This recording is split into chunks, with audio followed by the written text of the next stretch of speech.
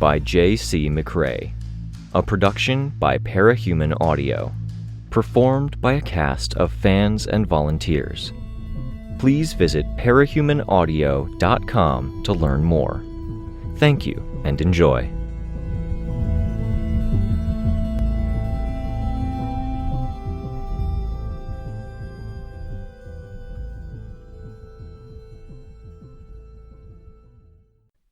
Arc 16, From Within, Chapter 10. The tinker device the thing above us made was spinning up, producing a metal-on-metal sound that grew louder by the second. Too much of me was numb, and the rest of me felt like it was still on fire, the skin still bearing residual heat that hadn't faded. When I moved, most often involuntarily, I found myself in contact with grit, pushing it into the wounds.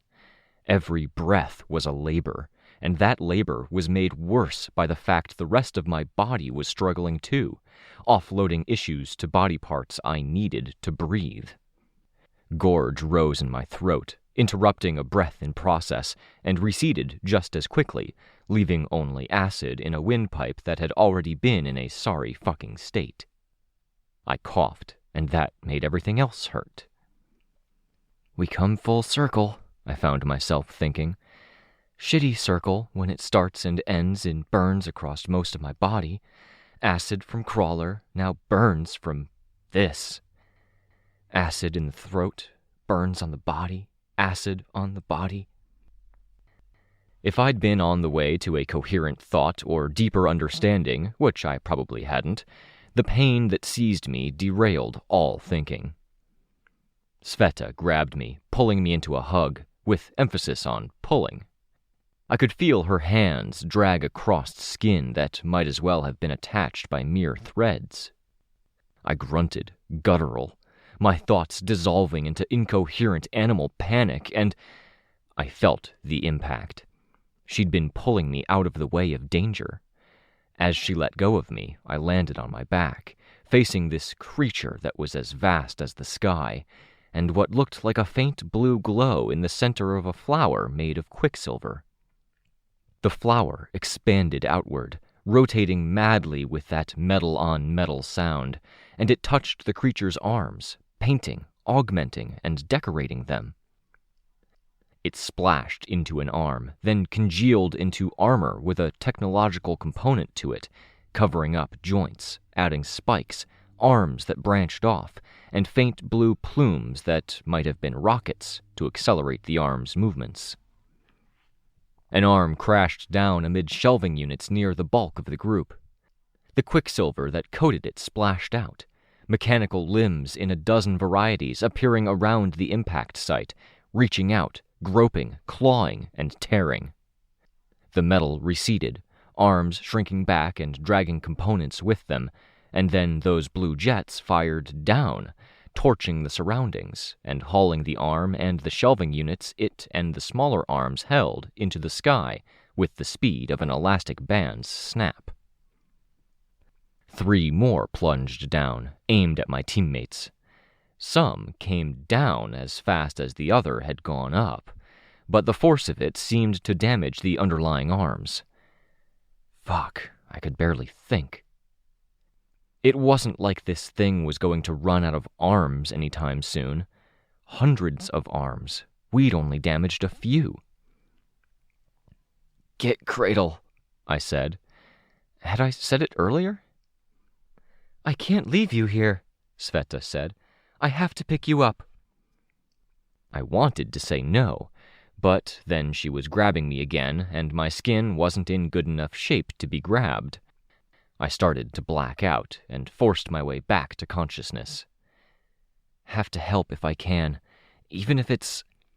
Pain distracted, broke up the flow of thoughts. I had to get my thoughts back on course, and this time I could.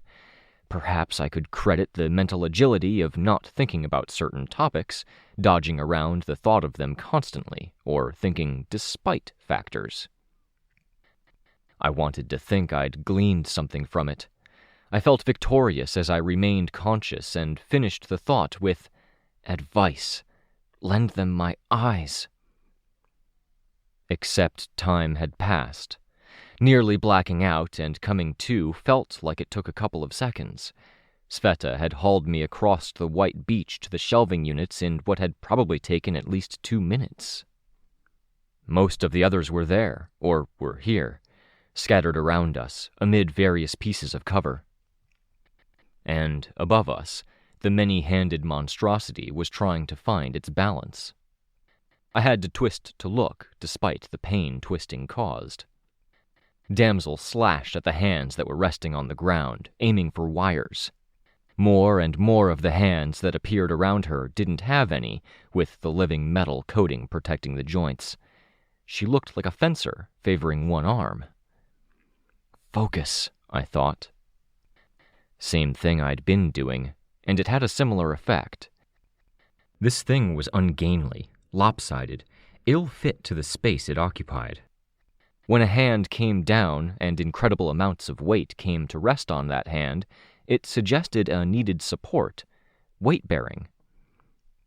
With a metal-on-metal scream, the hands around Damsel lifted up. The thing had stopped for a moment, repositioning to put its hands out of the way of us, hands planted on the far end of the room and against the wall on our end. And I saw Damsel cradle her arm against her chest, claws curled in to almost touch her elbow. 4 claws. Her thumb was gone, along with a whole strip of her forearm, with strings of blood, strips of muscle, or tendons dangling from the wound. She saw me looking and pulled her arm away from her chest, leaving a slick mark diagonal across it. She let her arm hang at her side, finger claws almost touching the ground. She raised her chin and looked up at the monster. Choose, I remembered. That had been our Ashley standing there beside her in the dream. You don't have to hide that you're hurt, damsel. I knew Ashley, and I had a good sense of how she thought and processed things. Seeing the dream, I knew what was on her mind. She thought, given the chance, we'd get rid of her and get Swansong back. I wasn't so sure we would, but it didn't matter, because she was convinced. I could tell. The way the thing was getting further away from us demultiplied the number of arms around us. With more arms pulling up and finding positions elsewhere, the room was distorting again. I could see the process of how the room distorted in reverse this time, see the distant distortion as Tattletale's distant area bloated and smeared around. Put 2 arms 15 feet apart, and the space increased to 20 feet, with everything around accommodating. Put 2 arms 10 feet apart, and it increased to 12 or 13 feet. More arms, more distortion. In the distance, it placed limbs to expand and stretch out my room. When it tore up and removed panes of glass and those solar panels that were black except where they caught direct light and reflected gold, those things remained expanded, distorted in dimensions. Arms hauled them up to the core, feeding them into that quicksilver flower that it had teched up. The metal-on-metal scream was joined with the sound of glass scraping and breaking, churned up by a blender. The quicksilver flower was soon decorated, gilded with gold-tinted glass and the black panes of the solar panels. The noise set my nerves on edge. Good thing I have less nerves than I had when I entered this fucking place. I smiled at the dark thought. Hey, Sveta said. Her hand was very cool against my cheek, sparking pain while being welcome at the same time. Stay with us. With you, I said, before trying again. I'm with you. She okay? Tattletale asked. Victoria wants us to go after Cradle, Sveta said, not answering the question. I want to go after Cradle. I identified the voice as Darlene. He hurt Candy and Precipice. I heard Chicken Little, but didn't make out the words. He might have been talking to Rein. What's the logic? Tattletale. It means going the opposite way we've been headed, chasing down a guy who doesn't want to be found. He's this thing's host, I managed. I started to cough and stopped myself, because I knew it'd make my whole body move and I wouldn't be able to stop. I choked on the next word I intended to say instead. Cut him off and maybe we cut off the power? Might kick us out of the dream, Tattletale said. Wouldn't object, I grunted out the words, suppressing another cough. My throat still burned with acid. This dream sucks. Can't believe Rein had to come here every night. Precipice, Sveta said, quiet. The way looks clear, Tristan said. We could make a run for it. It won't look that clear when you get there, I said. It's a feint. It can hear us, everything in this room. You know this? Tattletale asked. I shook my head slowly, feeling skin at my neck crack. But it makes sense. Come here, Tristan said as he settled beside me. I saw Kenzie just a short distance away, her back to shelving, her attention divided between me and the sky above. Tristan muttered, I don't know enough medical stuff, but... Get Cradle, I said. Take him out, and this might all stop. He touched a finger to my throat. Your heart is hammering. I can't even count this fast. I winced at the shock of crushing pain through my left arm as he leaned in. Makes some sense. Just go? Stop kneeling on my elbow and shit while you're at it. I'm not, he said. I looked. Sure enough, he was nowhere near the blackened mess where what remained of sleeve and skin were indistinguishable just from the residual heat that had come through the shield and where the metal of the buckler was slag. The pressure swelled with the realization there was no source, like the wretch had me by the bone and was squeezing hard enough to crush me. It was one of too many things that were going wrong or giving way. I kept the sounds that I made small to minimize the chances that I'd scare the kids. Every part of my body felt like it was defaulting to wrong inputs or wrong outputs. A brain to not process, to not dwell. An arm that didn't move where every sensation it did have was a false one. A throat meant more for holding the acid of puke I'd swallowed again before it could leave my mouth, for holding the feeling of being burned, and a knot at the base of it like the wretch had her fist there, right behind the collarbone, stretching it out. A hummingbird heartbeat that was beating so fast it felt like I had no heartbeat at all. Skin that was more a gaping, massive vulnerability than a wall between the inside of me and the world outside. Get Cradle, I said, wincing at the pain in my arm. You're a natural superhero, Trist. I winced. Not your first rodeo, I tried again. Maybe your first Dream Zone fight. Second, Tristan said, looking up. He looked like such a superhero in that moment. Square jaw, intense. A giddy and delirious part of me wanted to kiss him, hug him, embrace that as much as the handsomeness of him, which would probably traumatize him on a few levels. It scared me that my emotions were so out there, so far out of bounds, when I'd prized and fought so fucking hard to establish my bounds. Maybe, yeah. The outcome looked and felt grim enough that I was finding a whole lot of stuff I'd been holding on to didn't matter. There was a very real chance I'd never see my parents again. Amy. Things I needed to come to terms with. I'm not using my power or anything, Tattletale's voice cut through my thoughts, forcing me to focus my thoughts like I might try to focus my eyes in a moment of double vision. But now would be the time to go if we were going to go. Focus, I told myself. Go kick some ass, I said, reaching over and across my body for Tristan's arm and missing it entirely. I pointed instead. I don't want to be the guy who charges in and leaves his friends vulnerable behind him. Not anymore. You have my permission. Go. Vamos. He stood at that. The relief that hit me came with another momentary blackout. Sveta's cool hand on my forehead stirred me to awareness again. Tristan was talking to Kenzie. Don't want to see this. I've seen worse. Okay. Keep talking to her. Keep her alert and aware. If she needs something, give it to her. Can we move her closer to precipice? Chicken's watching him and... Can't move her, Tristan said. Okay. Sveta, Tristan said. Sveta lurched to her feet. Eyes on the sky, Kens. Same rule we gave to Chicken. If it comes for you guys, you run. Leave the wounded behind.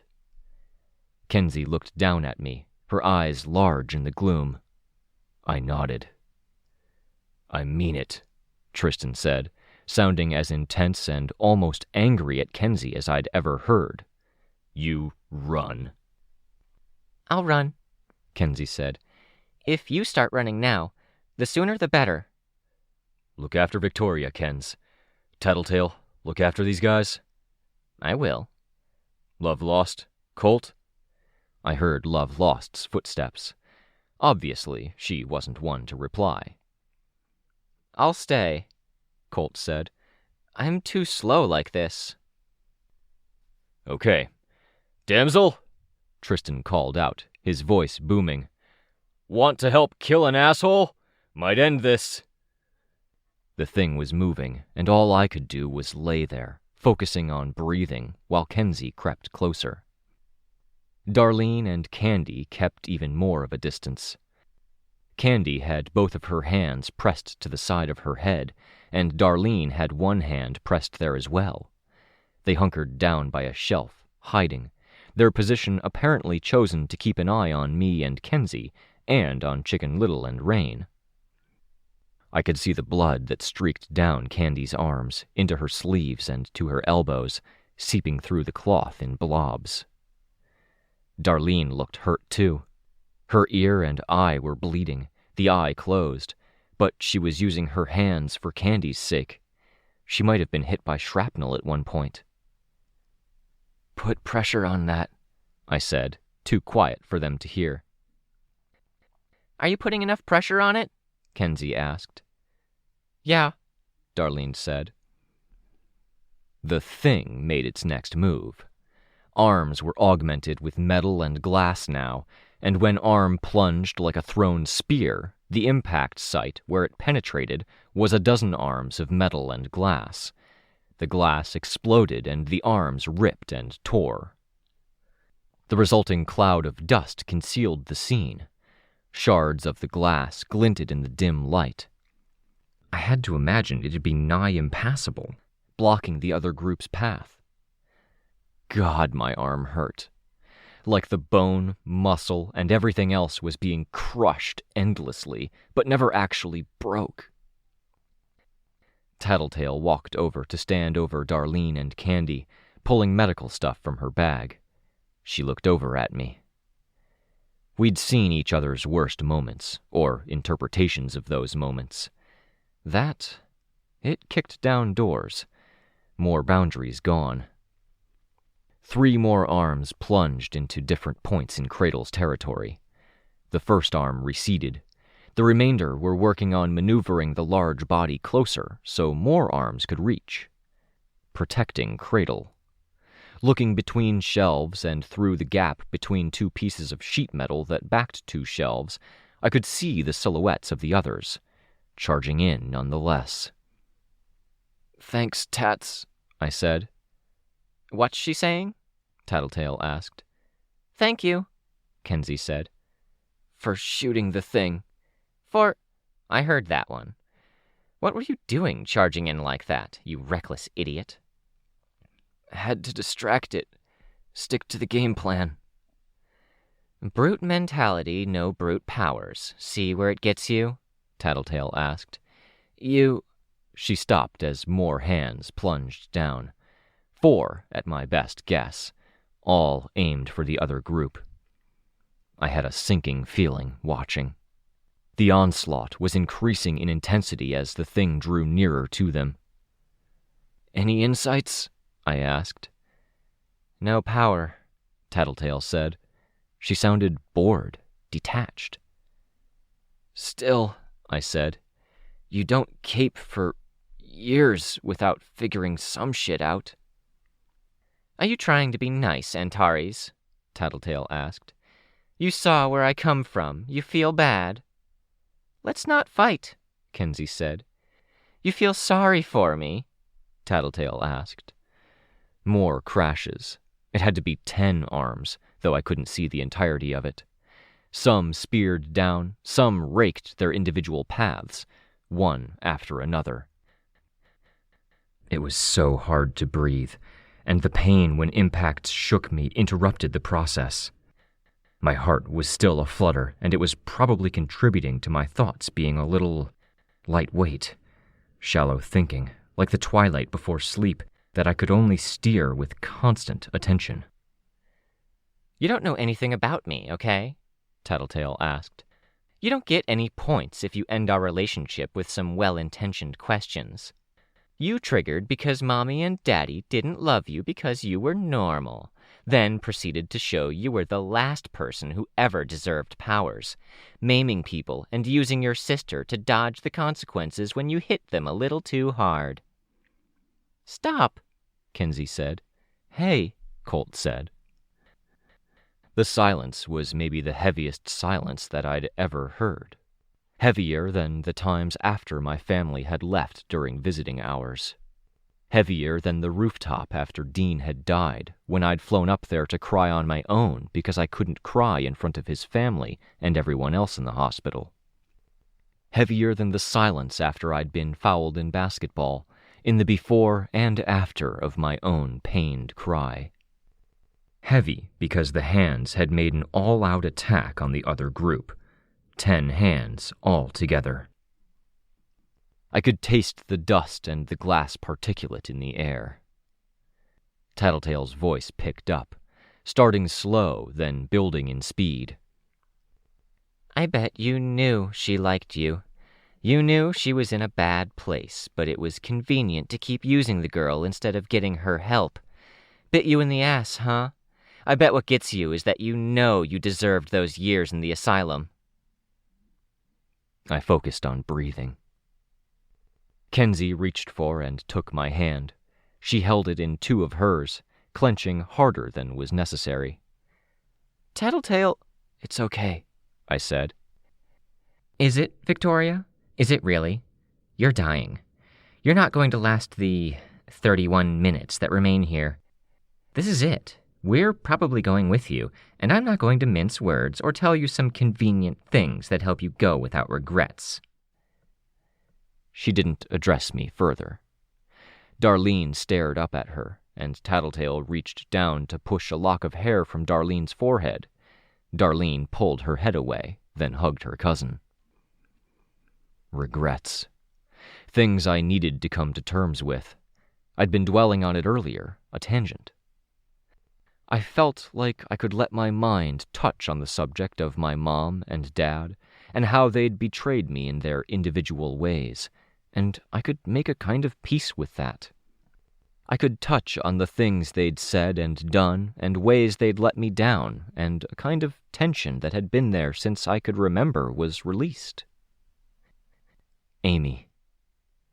The thought didn't provoke fear or defense reactions in the same way. A deep sadness and feeling of loss, yes. A small stab of alarm, worry, like a primal part of me had to cover the bases in case she could somehow reach out and find me here. But I was out of her reach, and a growing part of me was feeling like I didn't need to worry because the chances of me seeing her again were getting a lot closer to nil. My breathing was hoarse, more because of the fuckery in my throat than anything. Every breath hurt.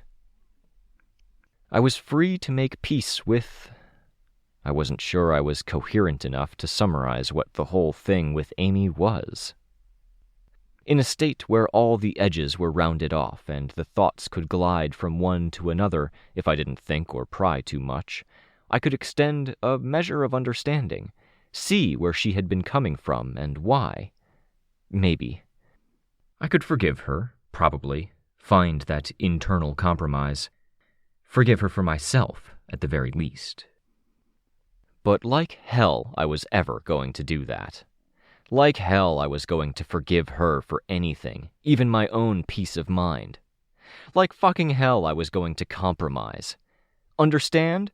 Yes, but only as a defensive measure, like I tried to understand this many-handed fucker. Fuck no. Hell no. Fuck. If there was a chance she could find out how I'd felt about her in the end, and powers meant there was always a chance, I wanted the answer to be bitter and hurtful.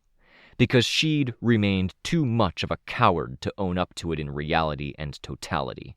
Because fuck her. Anger made my blood pump and woke up the pain, bringing me back to reality. My parting thoughts on the subject, as I labored to breathe, were simply that I could make peace with my lack of peace on this one subject.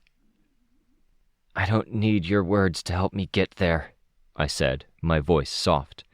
Probably too soft for Tattletale to hear. "Antari said," Kenzie piped up. "I don't care," Tattletale said. The thing was gravitating more our way. It hadn't attacked since that burst of 10 attacks all at once, aimed at the others. "I'm pretty spooked," Colt's voice could be heard. "Me too," Chicken Little said. "Not me," Candy said. "Nope. Ate fear for breakfast the first 6 years I was alive, sometimes for real. Can't touch this." "Braver than me," Darlene said. "Way braver than me," Chicken Little could be heard. "Mr. Hugs sucks." I laughed, out of sync with the tone of the situation, fed by a little deliriousness and released frustration. It wasn't a happy laugh, but it was a mighty one, full body, in a way that made me hurt in 20 different ways, made me cough between laughs. "Antares thinks you're terrible at names, Chicken," Kenzie said. "I'm not that terrible," Chicken Little said.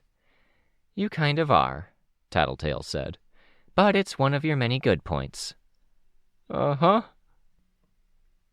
Hands crashed through something distant with a sound so sharp it made my ears ring.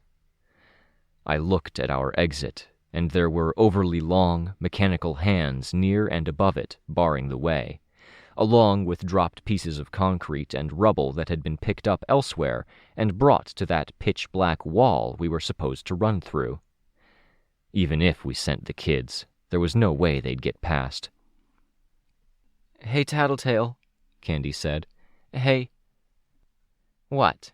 If you want to tear me down because I gave Antares a reality check, you can save it. That thing is on its way, as soon as it can find a hand to stand on that Damsel didn't hack at." "I gotta, though," Candy said. "Reality check. You helped give us the best years we ever had. I know Imp went to you for money now and again, and you paid, even though we were more hers than yours. I know you found the tutors, and you found the fashion people and junk. I know you found Aroa's mom, and I know that didn't go well, but it was real nice you tried. I heard a sniffle, from her or Darlene. "Chicken Little, you're one of the best guys I know, and I don't really like being around guys, especially ones that seem nice. But you're cool enough and nice enough that you kind of won me over, and I think you helped fix a little bit of a part of me that's broken just by being you. I know you think you're a scaredy cat, and I want you to know you're braver than anyone because you step up despite being that afraid. I don't really know how to start and end these little speeches, except, if you somehow get out of this, and I don't, marry a heartbroken your age and become an official member of this family." I heard Darlene hiss something. "If you are gone, then the only heartbroken his age would be Flor and Darlene," Kenzie said. Well, I guess that makes it simple, doesn't it? Candy asked, her voice artificially bright. Floor it is. If I made it out, I'd volunteer myself, but... I will kill you, Darlene said, audible this time. I think we beat him, Dar, Candy said, harder to make out because she was talking to someone sitting next to her. We made some of the coolest friends. We figured out how to like each other again after he turned us all against each other. We had a family and homes and puppy piles and swimming and shopping and crushes and schools, terminally boring catch-up classes. Everything he tried to take away from us, we got back in spades, yeah? Darlene's answer was broken up. She cleared her throat. I messed up tonight. Yeah, but that's okay. It doesn't change things. Nobody's holding it against you, right, Kens? Right, Kenzie said, right next to me, holding my hand. I felt hands strike the ground, supporting the greater whole. It loomed larger over us the closer it got. More hands, emerging from that swirling Tinker Tech core. You're the most beautiful person I know, Kens, Candy said. I can't tell you how much it means to me that your hair right now is a hairstyle I gave you. I know we grumble, I know we gripe, but I would spend every day with you if we could get away with it. Okay? Maybe that doesn't sound as fancy, but... Kenzie gripped my hand harder. I would too, Chicken Little piped up. I didn't get to say anything earlier tonight, but I really didn't mean things I said, and I want to make it up to you. He yelped at an impact. A sweep of a hand crashing through a metal shelf, mostly sheet metal. The crash spread the living metal and living glass with reaching arms that tore at other cabinets. I peeked around the corner, and I could see another 2 shelves get torn to pieces. It reached all the way back toward the concrete, the hand in question hovering, then picking up a broken piece of slab. It threw it in our general direction, bowling through a few more shelves. Gonna be a minute now. Yeah, Candy said. I'm sorry if we didn't get that far. I would have wanted sleepovers and adventures and for-real visits to Aunt Rachel's until you were sick of us. That's not possible, Kenzie said. Miss Talkative, reduced to 3.5 words. I gave her hand a squeeze. I didn't have it in me to stand, let alone fight. No flight, no powers, no connection to the shard. Just me. I heard a distant shout, an instruction. A female voice. Someone in that group was okay, and they were way over there, trying to communicate with us. Too far away, muffled. I sat up and immediately regretted it because it meant my senses were on full alert as a hand swept through an empty glass display. Loud as shit. Something had happened, or they were doing something. Help me up, I grunted. I don't think you're in any shape to get up, Kenzie whispered. I could feel my heart now, but it was in the nauseous, imminent heart attack sense. Adrenaline surged, giving me the energy to perk up, pay attention to my surroundings. Go, I whispered. Run, toward the others. If they're safe and it's not after them, you need to figure out why. Go! She held my hand, and I could remember the scene I'd seen in the dream. She wasn't about to let go. Darlene, Candy, Chicken, Tattletale, Colt, take Kenzie and run! Someone's still alive over there. Go to them! Kenzie gripped my hand, but Candy and Darlene, leaning on each other, were there in a flash. Chicken Little stood at the end of the haphazard aisle, looking. We won't make it, he said, looking up. We will, Tattletale said. The heartbroken girls hauled on Kenzie's arm. Tattletale hauled on Chicken Little. Colt lingered, looking back toward Rein. Antares! Precipice! Kenzie called out. No goodbyes, Tattletale said. I should have drawn the line earlier. No goodbyes. Run. The hands came down, between them and their destination, through shelves. The pump of adrenaline and the rush that was dulling the pain served to put me straight into cape-thinking mode. There was a logic or a rhythm to how it went on the offense. We just hadn't figured it out. There was a good chance we wouldn't still. But we could try. "Hey!" I bellowed.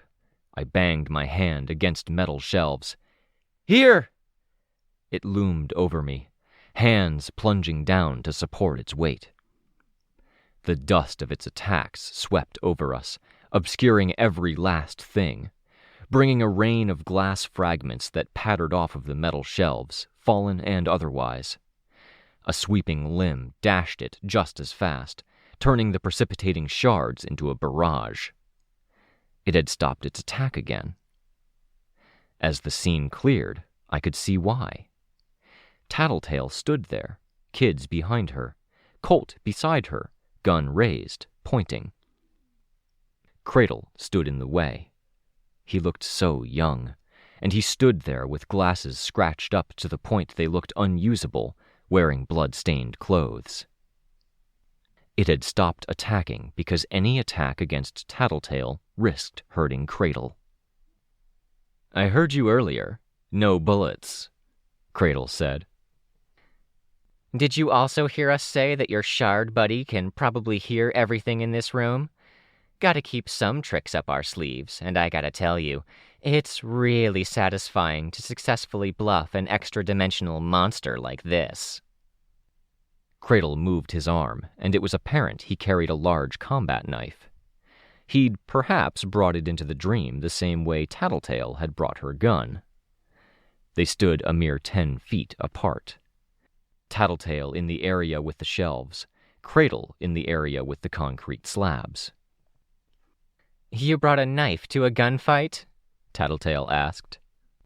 "I don't think you have much fight in you," Cradle said. "I dare you to pull the trigger." "Cradle, Ryan," Colt said. "Hey, things were going so well. The dreams were getting better. I could at least control them on my nights and give tips to the others to make them less bad. We weren't all screaming at each other or getting mad." "And then you pull this," Cradle said. "It wasn't better for me, not really." "Wasn't it? You can't have enjoyed that?" "I'm supposed to enjoy being stuck, being trapped in the wilderness, only 2 people to keep me company. No way to get home, no way to tinker, my agent slowly pressing in on me, demanding I build when I can't." "I'm talking about the dreams. You and me, we're in prison because we hurt a lot of people. Some of these people. But we can at least keep the dreams peaceful." "I don't want peace," Cradle said. "I want revenge. You all intruded on my life, my deal, my space, my dreams. Now I'm really, really hoping that when my agent here tears you to shreds, it puts you all in comas where you have nightmares every damn moment you're under." "You're kind of a terrible person," Chicken Little said. "So why doesn't she shoot me?" Cradle asked. Tattletale kept the gun leveled at him. "Thought so," he said, barely audible. Cradle started forward, marching her way. She swung the pistol, aiming to pistol whip him, but he had the knife, and the knife gave him more effective range. The cuts were deep, the slashes painting sprayed arcs of blood momentarily into the air. Forehand and backhand swing into Tattletale's forearms. The many-handed thing creaked, hands picking up and orienting, ready to plunge. Cradle barely seemed to care, one eye on the hands, the rest of his attention on the attack. Hands came down, aimed at distant points, the others. "Can't get me from behind," Cradle said, "and in front of me—" Tattletale attempted to back up, and in the doing, she nearly tripped over Chicken Little, dropping to a crouch in the process of catching her balance. Colt rushed in, and Colt got stabbed twice, her punches and grabs ineffectual. She wasn't combat trained. The kids were backing up, the hands finding position as the main body of the thing reoriented. Cradle, too, backed up until his back was to a fallen concrete slab. "Heads up!" Chicken Little called out, voice high. The hands came down, 3 of them. I had to turn my face away. It was like Cradle anticipated it, or he understands how it works. And I could connect some of the dots. Why Cradle was safe, why the others hadn't been attacked, and why the many-handed thing had drifted our way instead. I drew in a deep breath, the skin of my chest cracking and oozing. "It isn't avoiding just Cradle," I called out, with every bit of volume I could manage. "It's avoiding killing anyone that's in their own room." Meaning, if they could get to their own rooms, they'd be safe. By leaving our boundaries, we invited attack. And here, in the room with the empty shelves and displays, it kept hesitating, avoiding striking home, waiting. Snag's influence at work. Maybe he was here in a fashion. There was some other logic at work, too. Maybe a desire to emulate Cradle and maim or corner us to torment us as much as possible. But for right now, this knowledge of the safe spaces was all we needed. "Get closer to Cradle," I called out, my voice straining around attempted coughs. "Try to kick him out of his room." A man with a knife was less threatening than that thing, and the entire group that was over there seemed to agree. Darlene picked up a piece of fallen shelving, a long bit of sheet metal. Unwieldy, inconvenient, floppy, she held it up at an angle with the bottom end dragging on the floor, the rest of it aimed at Cradle. Pushing it aside took focus, time, and movements he didn't have in excess when the rest were getting closer. When he had a moment, he aimed for Chicken Little, knife out, and lunged. Tattletale threw herself in the way. She'd dropped her gun, so she only had her hands. He sliced her, again and again. Back, shoulder, arm. She looked up, trying to get a sense of him, and he caught her above the ear and near the eye. Darlene threw something, and Tattletale found a moment to get a grip on his shirt, trying to drag him around, closer to the other room. Colt was there, kneeling, too badly hurt to move from where she was. Knife fights were ugly, and Cradle seemed to know that. There weren't good moves to defend oneself from a knife user who was aware of the full potential of the weapon, and any move that was anything less than good meant horrific damage, often going past skin and into muscle, if not organs. Tattletale took the brunt of it, because the alternative was that the kids would do the same. Hands plunged down around us, but they didn't come down directly at that little fracas. They were aimed at Damsel, Love Lost, Sveta, and Tristan. Keeping it busy was good. It forced it to stay at a certain orientation, a certain height and position where it could reach them at the edges of their territories should they step out. I heard a cry, a roar that was so filled with anger and emotion that I honestly mistook it for Love Lost's scream. I didn't even take it for a word at first, and it was guttural and filled with pain. Cradle's name turned into a ragged cry. Cradle turned to look, because the volume of the shout no doubt made it sound like the source was close.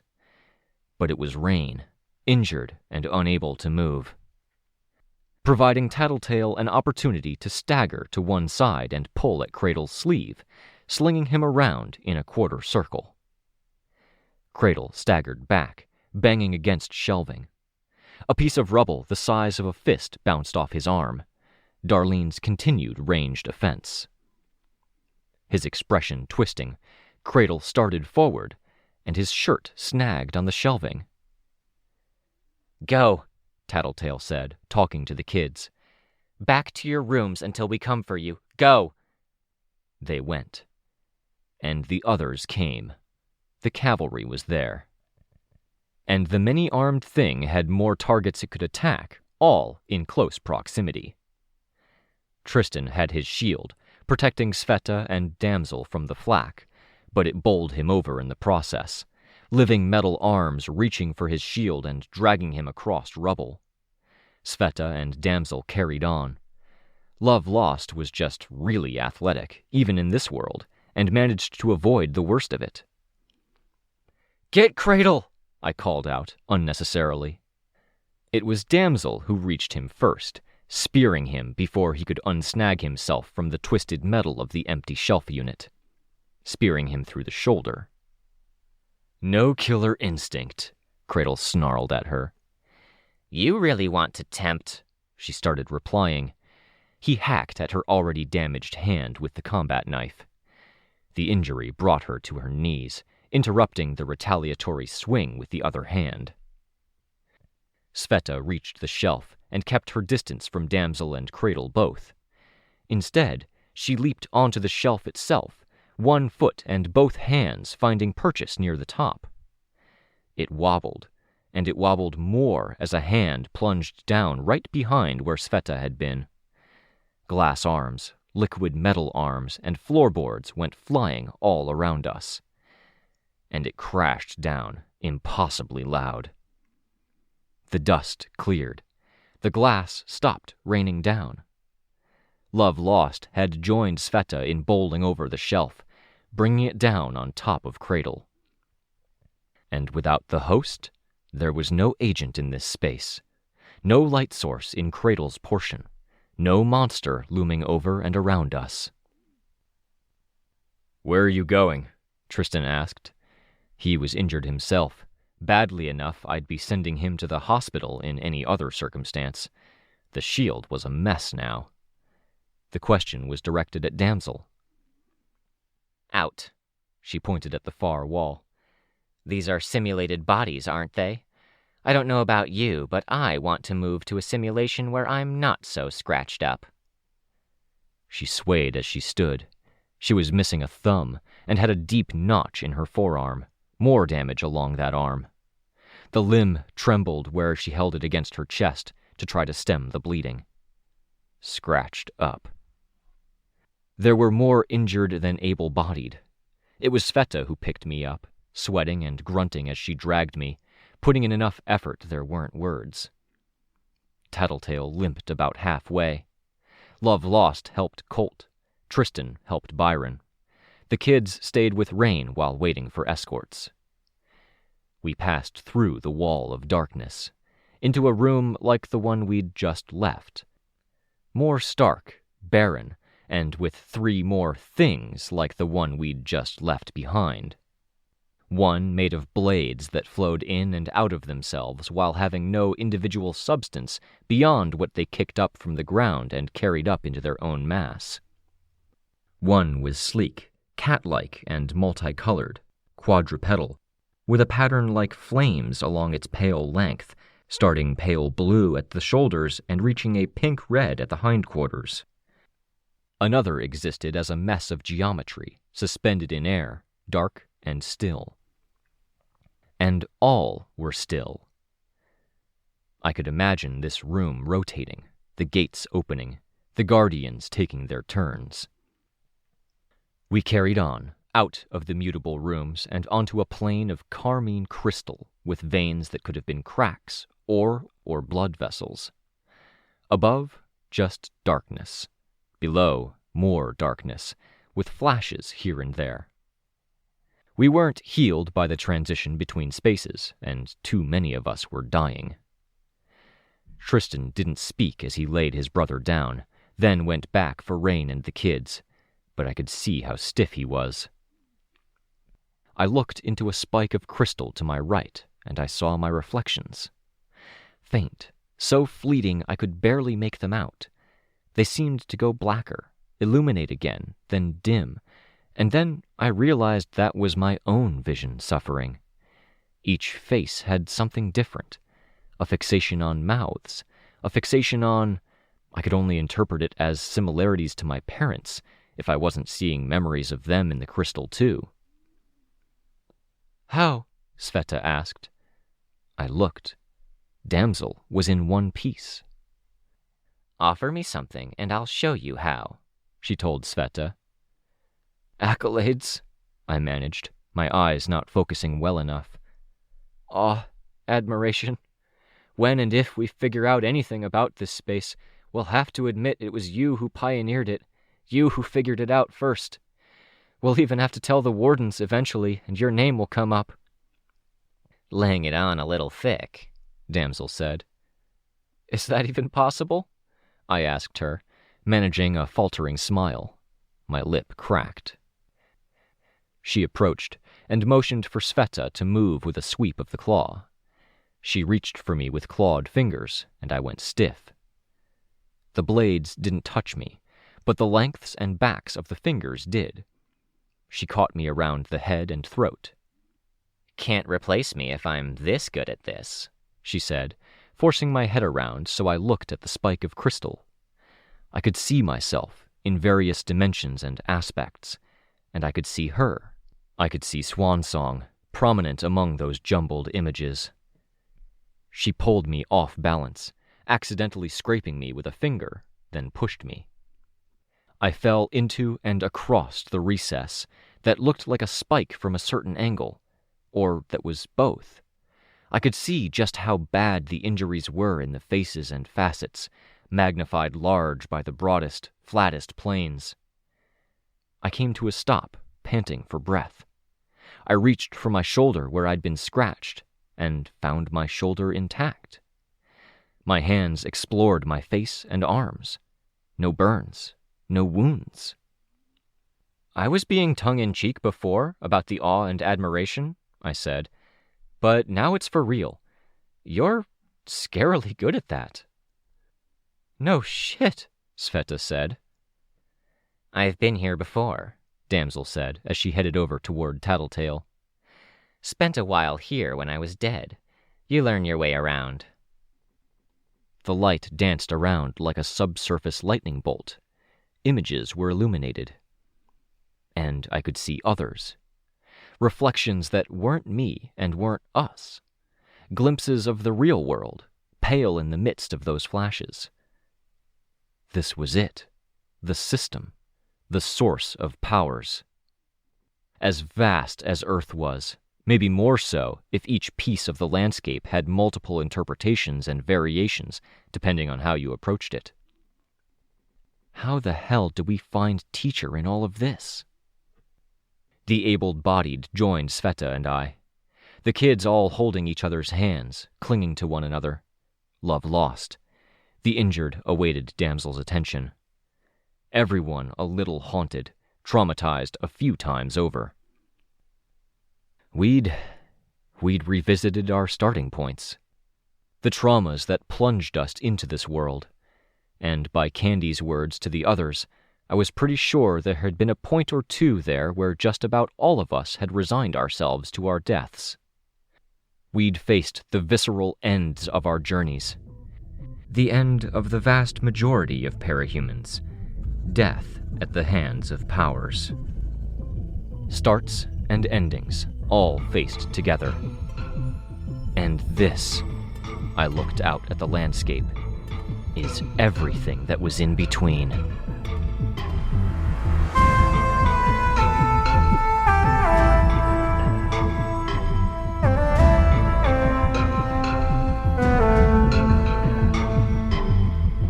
This was a production of Ward by Parahuman Audio. Ward and the Parahuman stories are written and owned by J.C. McCrae. You can find the original text and support the author at parahumans.net. For more of the Ward audiobook, as well as other community works, please visit parahumanaudio.com. Music for this chapter was by Evan Witt. Find out more at wittynotes.com. Editing by Dan Gom. Check them out at octarinesorcerer.co.uk.